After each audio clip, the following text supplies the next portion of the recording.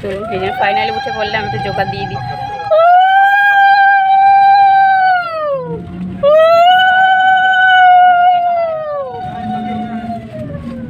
বাস ছেড়ে দিল, এখন আমরা যাচ্ছি। চলুন দেখি মুখগুলো আমাদের, মুখগুলো যেন কেমন লাগছে, পুরো একদম বাসের লাইটে মুখগুলো একদম সাদা ভূত হয়ে গেছে। চলুন, বাস চলছে, কিছুক্ষণ যাচ্ছে, কিছুক্ষণ দাঁড়াচ্ছে।